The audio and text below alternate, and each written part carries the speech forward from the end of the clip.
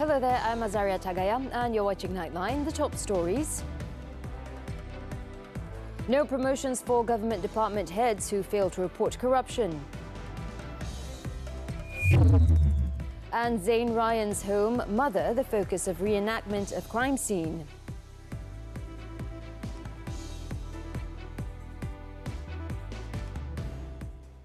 There will be no promotion for department heads if misconduct by civil servants under them exists and goes unreported.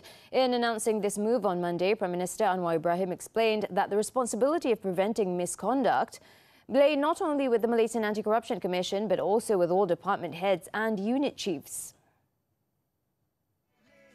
Speaking at the Prime Minister's Department's monthly assembly in Putrajaya, Anwar said that it was impossible for department heads or unit chiefs to be unaware of misconduct in their administrations. Anwar, who's also the Finance Minister, said a decision on the parameters for promotions will be made next week. Kalau ada jabatan itu nampak terang salah laku, mengapa ketua jabatan tidak lapor? Mengapa ketua-ketua unit ini tidak tahu? Saya kadang-kadang fikir kerana amalan ini sudah berlaku bertahun-tahun, mustahil tidak diketahui. Maka saya akan syorkan kepada KSN. Mereka mesyuarat dalam tempoh 1-2 hari ini. Dan dalam keputusan kita tentang pelarasan gaji, kita tetapkan bahawa seorang ketua jabatan atau ketua unit tidak akan diberikan kenaikan pangkat sekiranya diketahui di bawahnya itu, sistemnya itu borok dan tidak dilapor dan diizinkan terus. The Prime Minister said there is an urgent need for department heads to shoulder greater responsibility and eradicate the culture of turning a blind eye to misconduct. He vowed to expedite decisions on compelling department heads to report misconduct promptly, emphasising the imperative of safeguarding the nation's future. Anwar said that when the Auditor General's report comes out, there will be improvements from prior years as far as governance goes, but he said this wasn't enough. He also cautioned that even more drastic measures will be taken to ensure a clean image for the government.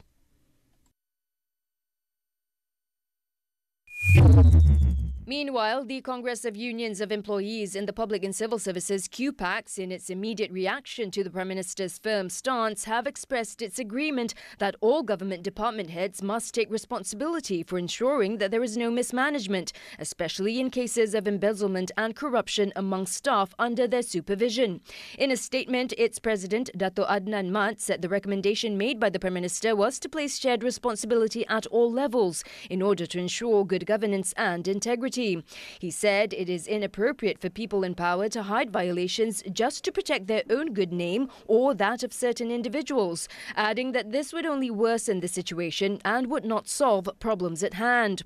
Furthermore, QPACs expressed hope that all civil servants, regardless of their position, will see this move as a positive one, especially in ensuring that the civil service is always at its best. On another matter, Anwar said the government's decision to implement targeted diesel subsidies is necessary, even though it is recognised as an unpopular measure. Kita terpaksa ambil beberapa tindakan yang tidak popular, tapi untuk selamatkan negara. Siapa mahu penyasaran subsidi ini? Kena tahu apapun kita lakukan, kita akan dihantam habis-habisan dengan segala fitnah dan penipuan. Saya tak boleh setengah pakai songkok, pakai serban, pakai jubah, tapi tipu terus menerus. Padahal kita bagi tahu penyasaran subsidi ini semua Perdana Menteri sebelum itu telah setuju. Cuma tidak ada tekad politik melaksanakan. Kerana risikonya ada. Tapi untuk selamatkan negara, dia tidak ada pilihan. The government announced that the price of diesel at all retail stations in Peninsular Malaysia is set at RM3.35 per litre starting from 12:01 a.m. on Monday. Second Finance Minister Datuk Sri Amir Hamzah Azizan, when announcing the matter, said it is the market price without subsidy based on the average for May 2024 according to the automatic pricing mechanism formula. He said the implementation of the diesel price float and targeted subsidies could provide savings of 4 billion ringgit annually and strengthen the country's financial position in the long term. The move is to ensure that diesel subsidies benefit only those eligible and to stop leakages which have resulted in a loss for the people and the country. However, the subsidy rationalisation does not affect consumers in Sabah and Sarawak. Now, the government is focusing on efforts to boost public transport networks, infrastructure and quality of service.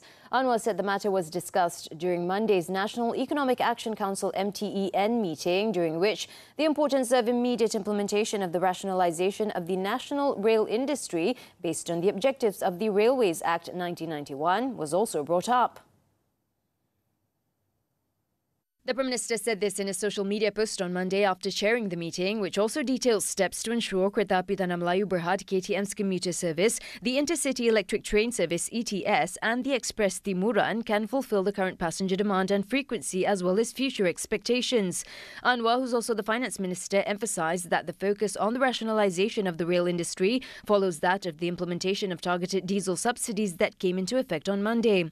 He said that policy issues and the immediate implementation of decisions were important to ensure objectives desired by the government along with its economic and social impact could be enjoyed by the people according to schedule, including the interconnectivity under the framework of the Malaysia Madani and the Madani economy. The Prime Minister said Monday's MTEN meeting also discussed current developments due to the implementation of targeted diesel subsidies that began on Monday and the drastic rise in Budi Individu and Budi Agri-Commodity applications. He added that the first group of individuals who qualified for the 200 ringgit Budi Individu targeted subsidy would have the aid deposited into their accounts starting from Monday. Zain Ryan Abdul Mateen's family home at Idaman Apartments in Damansara Damai in Petaling Jaya, Selangor is once again in the spotlight after about 6 months from the murder of the autistic child on December 6 last year. Police are believed to have brought Zain Ryan's mother there for a reenactment of these circumstances when the 6-year-old boy vanished until his body was found. A van was believed to have taken the victim's mother to her residence in Block R at 10:15 a.m. on Monday. It is understood that the mother was brought back to the residence and the location of the child was pinpointed on a stream located some 200 meters from the residential block occupied by the family in order to reenact the incident. Police officers were also seen carrying the mannequin of a child, but it is not clear what the purpose was.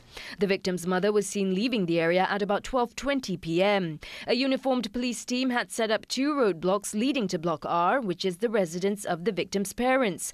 Also seen was a vehicle carrying Bukit Aman Criminal Investigation Department Director Datuk Sri Muhammad Shuhaili Muhammad Zain entering the residential area with an investigation team from the Bukit Aman Criminal Investigation Department and the Selangor Contingent Police Headquarters, as well as investigative officers from the Petaling Jaya District Police Headquarters.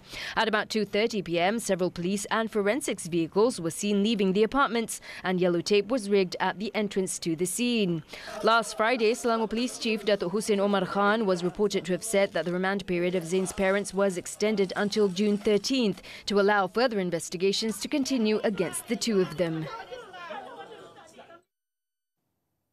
The Malaysian Anti-Corruption Commission MACC has warned that all ports nationwide are on the graft busters' radar in its investigation into container fraud. MACC Chief Commissioner Tan Sri Azam Baki said the MACC is committed to uncovering fraudulent activities that cause government revenue losses due to undeclared goods. Azam said following the recent success in uncovering massive container fraud activities in Selangor, ports in other states, including Sabah, are now under the agency's scrutiny. He said the effort, in collaboration with the Customs Department, aims to combat revenue leakage caused by corruption and the misuse of power involving those entrusted with responsibilities. This ensures that collected tax revenues are returned to the respective states. He also emphasised that action will be taken against those responsible under the MACC Act, as well as the Anti-Money Laundering, Anti-Terrorism Financing and Proceeds of Unlawful Activities Act. In Pulau Pinang, 2 businessmen were charged at the Butterworth Sessions Court on Monday with soliciting and accepting bribes worth millions of ringgit to help settle excise duty issues with the Royal Malaysian Customs Department 5 years ago. Chan Eng Leong and Tan Kok Siang, both 50, pleaded not guilty and claimed trial to 10 charges, which were read separately to them by the court interpreter before Judge Zuhazmi Abdullah. The charges were framed under the Malaysian Anti-Corruption Commission Act 2009. If convicted, both accused are likely to face up to 20 years jail and a fine of not less than 5 times the bribe amount or 10,000 ringgit or whichever is higher. The court set bail at 10,000 ringgit for each of the charges faced by the accused. The case was fixed for mention on August 2nd. In Pulau Pinang, 3 policemen from the Pulau Tikus police station are being investigated by Bukit Aman for alleged misconduct after a policeman was found carrying a bundle of money. Georgetown District Police Chief ACP Razlam Abdul Hamid said the trio are being investigated by Bukit Aman's Integrity and Standards Compliance Department. The issue surfaced after a telegram group revealed that Bukit Aman conducted checks at the Pulau Tikus police station task force room last Friday. An inspection found a bundle of notes amounting to 500 ringgit inside a sling bag that a policeman was carrying. The team found a total of 1,903 ringgit in the sling bag of another corporal. Both policemen failed to explain where they obtained the money. Another policeman, a lance corporal, also tested positive for methamphetamine. It is learned that investigation papers have been opened against all 3 policemen.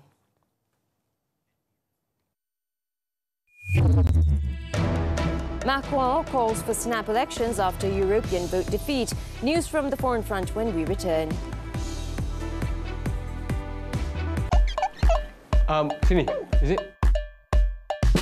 Sini. Tepi sikit. Drama-drama segar Yang dibawakan khas. Untuk anda semua. tak tahu. What? Fast! Oh my God. Pening kepala aku dia fikir masa bisnes tu. Alah, bisnes memang lagu tu lah, Cun. Ada pasang-surutnya. Dah hang dah lingkup. Panjang umur. Memanglah panjang umur aku. Selagi belum sebab aku cabai dulu hang. Dalam hidup ni kita ada pilihan. Sama ada menjadi lebih baik atau sebaliknya. Semuanya atas diri kita sendiri. Siapa dia sebenarnya? Macam mana adik nak bawa dia jumpa balik? You bukan ustazah yang bukan ustazah tu ke? Hello, jodoh. Halo? Ada apa yang boleh saya bantu? Itu peliklah. Pelik? Kalau dah jodoh tak ke mana. Kalau kita berkawan, kita kena jaga perasaan dia. Dia ada rasa dendam, marah atau cinta. Orang jahat macam kau ni takkan bahagia pun. Stop it, Maria. Saksikan Rachel Rehana di slot Samarinda. Aku bukan ustazah. Di slot Akasia. Saksikan Hello jodoh di slot Lestari. Mak Cun mai singgah. Ditonton. yang drama, yang sensasi, Yang hangat. Dan favourite anda Semestinya di TV3. Dan tonton. We're back with news from the foreign front. French President Emmanuel Macron has called for snap parliamentary elections later this month in the wake of a big victory for his rival Marine Le Pen's national rally in the European Parliament vote. Announcing the dissolution of Parliament, he said the 2 rounds of voting would take place on June 30th and July 7th, a few weeks before the Paris Olympics. Cette décision est grave, lourde, mais c'est avant tout un acte de confiance. Confiance en vous, mes chers compatriotes, en la capacité du peuple français à faire le choix le plus juste pour lui-même et pour les générations futures. Confiance en notre démocratie. Que la parole soit donnée au peuple souverain, rien n'est plus républicain. The far-right party is on course to win 32% of the vote, exit polls say, more than twice that of the president's Renaissance Party. Macron described the results as a disaster for his government and one he could not pretend to ignore.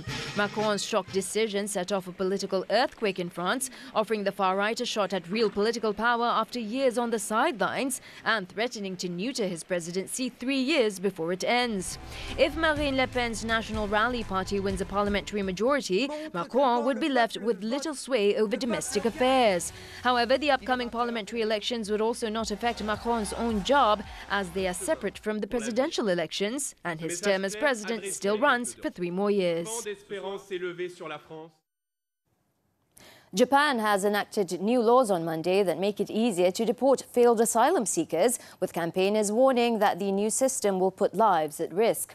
According to the country's Justice Minister, Ryuji Koizumi, the revised law is meant to swiftly deport those without permission to stay and help reduce long-term detentions. Previously, those seeking refugee status had been able to stay in the country while they appealed decisions, regardless of the number of attempts made. However, under the immigration law changes enacted last year, the government can now deport asylum seekers who have been rejected 3 times. Critics have raised concerns over the transparency of Japan's screening process, warning that the new rules could heighten the risk of applicants facing persecution after repatriation. A senior Hamas official urged the U.S. on Monday to pressure Israel to end the war in Gaza ahead of the planned visit by U.S. Secretary of State Anthony Blinken to the region to push forward ceasefire efforts. Sami Abu Zuhri also stressed that Hamas movement is ready to deal positively with any initiative that secures an end to the war. Blinken, who is set to meet with Egyptian President Abdel Fattah al-Sisi in Cairo before travelling to Israel later, has been called upon to put pressure on the occupation to stop the war in Gaza. In the meantime, the Zionist regime have continued to close Gaza's Rafah border crossing with Egypt amid imminent levels of famine across the Gaza Strip. It is reported that the regime's tanks had also been trying to thrust deeper towards the north of Shabura, one of the most densely populated and rebel stronghold neighbourhoods at the heart of the city.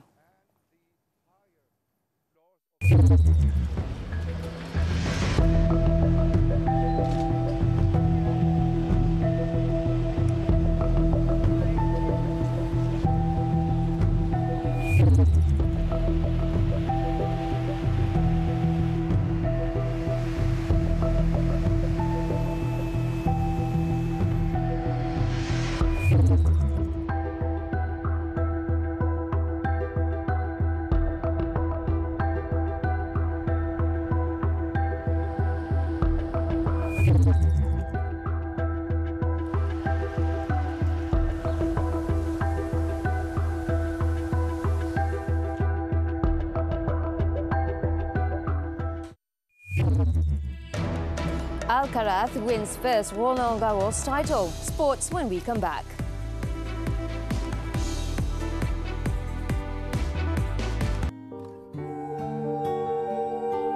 Perkahwinan paling tidak direstui netizen, Shia Nadam. Tapi, lagi kesian dapat suami red flag. Fenomena terbaru Akasia, Aku Bukan Ustazah. Langgan tonton dan layan 24 jam lebih awal. Istimewa hanya RM20 untuk 3 bulan dengan kod diskaun tonton ABU20. Langgan sekarang. I need you in my life. You better get somebody else. I yang rasa sakit tau. Drama penuh dilema dan paling emosi 2024. Wanita pilihannya bukan satu atau dua, tapi tiga. Jadi suami pun tak boleh pakai, jadi bapa pun tak guna. Perebutan harta dan permainan nyawa. Netizen, stream sekarang drama rating tertinggi dan paling tular di Malaysia. Lelaki Itu melalui tonton. Rita Rahid. Pilihannya sangat cepat. Aku nak jawab apa ini? Action. Atau mungkin hanya di depan mata anda. Tapi dia tak pernah pun lafazkan cinta dia dekat aku. Mesti Cassandra tu sakit hati dengan aku. Mana Iskandar ni? Tak apa, maksud aku cari Iskandar. Sambut panggilan cinta ini di Hello Jodoh, Khamis hingga Sabtu 9 malam. Di Lestari TV3 dan stream sekarang melalui tonton. We are back with sports now with a look at tennis. Carlos Alcaraz Garcia claimed his maiden Roland Garros title with a thrilling 5-set victory over German Alexander Zverev in a nail-biting final on Sunday.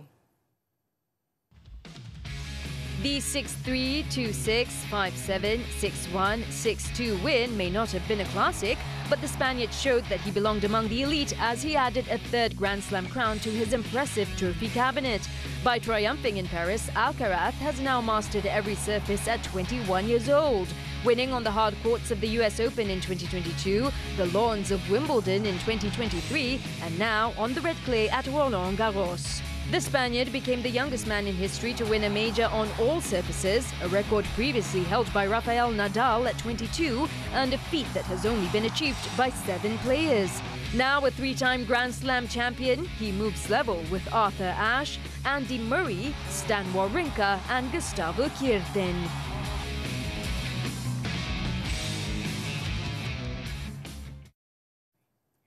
On to Formula One, the 2024 Canadian Grand Prix. 3-time defending champion Max Verstappen returned to the top step of the podium after winning the race at a wet, wild and tricky circuit Gilles Villeneuve on Monday.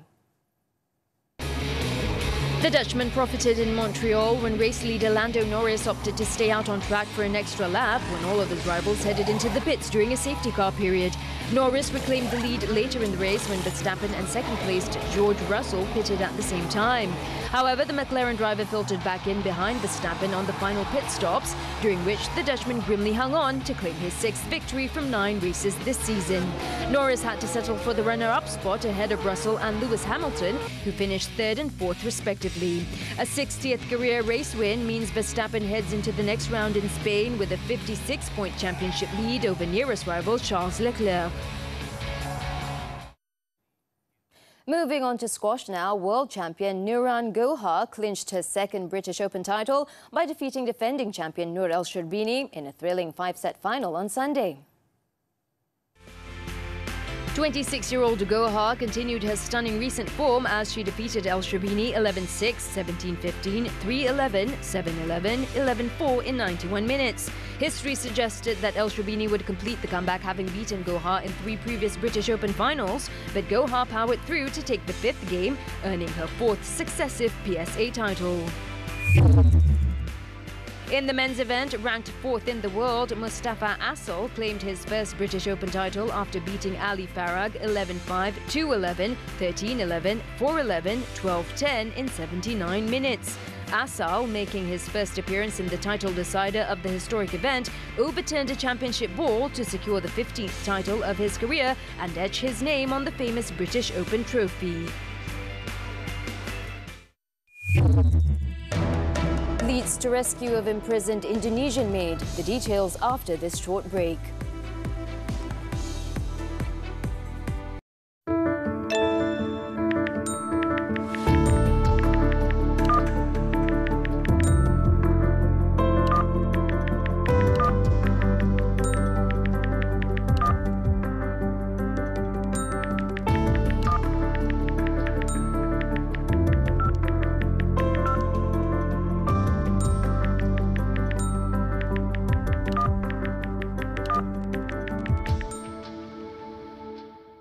Awak lain malam ni, eh?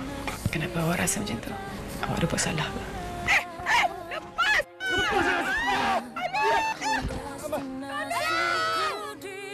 Duduklah. Aku macam kenal dengan kau ni. So sekarang ni apa plan awak? Kau nak tahu sangat ni kenapa ni? Hello? Abah? Khilaf yang tertulis, Isnin hingga Khamis 10 malam di Samarinda TV3 dan stream sekarang melalui Tonton. मेरे होते हुए कौन आ गया इस घर में? बाहर निकलो अपने इस पागलपन से। इसे तो बारों को आग लगनी थी, मेरी तरफ क्यों आ रही है? मार रहे हैं चुड़ैल।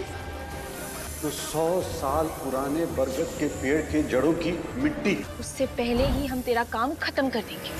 बोल कहाँ है Shankar?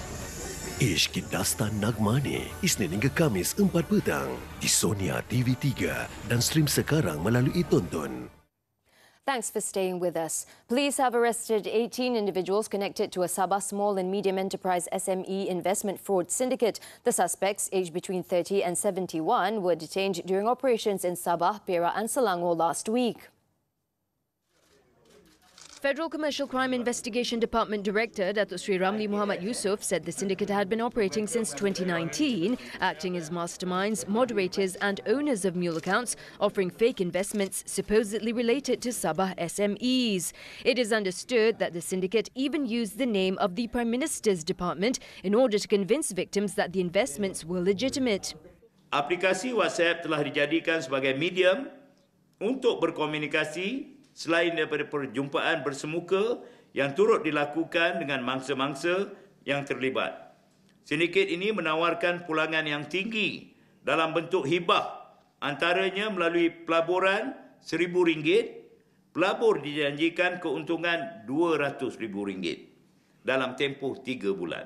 Rumley explained that 15 police reports have been received so far, with total losses amounting to 2.98 million ringgit. From the arrest, police also seized 28 debit cards, 24 mobile phones, 2 laptops and a tablet. Additionally, 15 bank accounts with a total value of more than 60,000 ringgit and a Toyota Hilux were seized. And 38 bank accounts have been frozen, amounting to more than 100,000 ringgit. All suspects have been remanded for further investigation under Section 420 of the Penal Code. A note pleading for help led to the rescue of a 21-year-old Indonesian maid who had been locked up on the balcony of a condominium in Petaling Jaya. It is understood that the woman had only been working at the home for about a week and had yet to be paid. The victim's anguish came to an end when a team from the Anti-Trafficking in Persons and Smuggling of Migrants Division, ATIPSOM, of the Federal Criminal Investigation Department raided the condominium unit in Mutiara Damansara at about 5 p.m. on Sunday. According to its Assistant Director, Senior Assistant Commissioner Sofian Santong, initial investigations revealed that the victim, who was employed by a local family, was only given the balcony to stay at instead of a room, with the door to the balcony being locked from the inside at all times. Only given a pillow and a mattress, the victim suffered whenever it rained. The victim was only allowed inside the condominium unit between 5 a.m. and 11 a.m. when she was instructed to clean the unit. The woman's plight came to light when she managed to write a note pleading for help and tossed it from the balcony. Police have arrested a 69-year-old woman believed to be the victim's employer. The case is being investigated under Section 12 of the ATIPSOM Act and Section 55B of the Immigration Act. Still in Pulau Pinang, a motorcyclist has been detained after he was caught on video chasing a car and hitting it with a helmet on Saturday. The 30-year-old has been remanded for 4 days to facilitate probe into the incident. North East District Police Chief ACP Razlam Abdul Hamid said the man in his 30s was picked up from his home in Sungai Pinang late Sunday. Investigations revealed that the incident occurred after the car driver hit the man's motorcycle. The motorcyclist challenged the car driver to a fight. The car driver, noticing nothing serious, drove off. This prompted the motorcyclist to give chase until Jalan Sungai Pinang, where he got down from his motorcycle and hit the car with his helmet. A video footage nearly 2 minutes long showed the motorcyclist chasing the car and hitting it with a helmet. A man could be heard telling a woman to record the whole incident.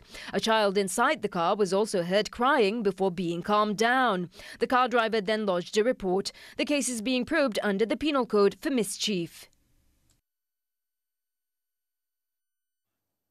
Police have seized various drugs worth approximately 7.5 million ringgit after busting a drug syndicate operating as a security company following 9 raids in Cheras and Kajang on Wednesday. A total of 17 individuals, including 10 locals aged 18 to 50, were arrested during the raids conducted at several terraced houses and apartment units. Bukit Aman Narcotics Criminal Investigation Department Director Datuk Kau Kok Chin said the seized drugs included 526 kilograms of meth oil to produce 211 kilograms of shabu, along with 10,000 Aramin 5 pills and 1 kilogram of MDMA powder. Also seized in the operation were 28.8 kilograms of ephedrine, various chemical liquids and powders used in drug production, as well as equipment believed to have been used in the processing of heroin, ketamine and shabu. The syndicate, operational since the beginning of this year, was believed to involve a 39-year-old local man and 7 foreigners who primarily distributed the drugs within the Klang Valley using courier services. Kau said the case was being investigated under Section 39B of the Dangerous Drugs Act, with all suspects remanded for 7 days to assist with ongoing investigations. In addition, he said that action has also been taken under the Dangerous Drugs Forfeiture of Property Act for the seized properties of syndicate members with an estimated value of 1.1 million ringgit. Although the syndicate leader has been arrested, police are still tracking down the syndicate's network, especially suppliers who remain at large.